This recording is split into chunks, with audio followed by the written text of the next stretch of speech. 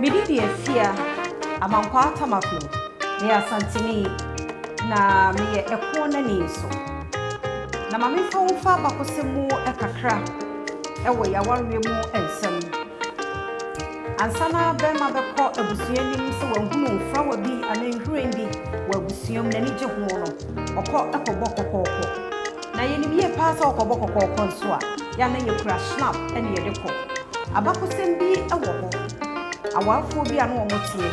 omo baba yo aba akopẹ wono ana na wosom ma me ne papa no nti wo person be gya no na mo bia emiti ne hu akohia sa aba yo no wanyini wo se ye wa no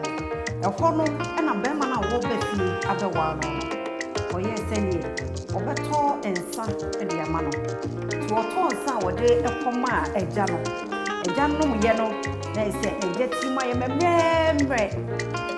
wajani baba yo aba akopẹ no a wono ana hwe emrewa no wajja wo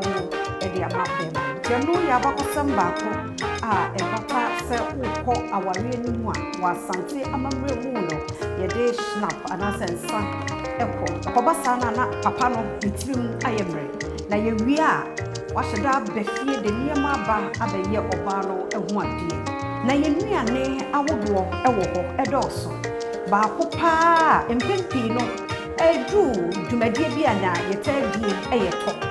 se bia oba awo afa no ho afa ne ba no so oba befia ya na ema no eto anase wa ye bibi no adi nkonim wo ho no ya ma oni nkro no eto ebra ye di nkosua ana pe aguso ede amma no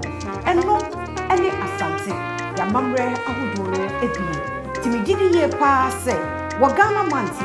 machira wade wahyiade koso mo afidie no na adom TV ne ba na mamre ne amane a ye de bema medasi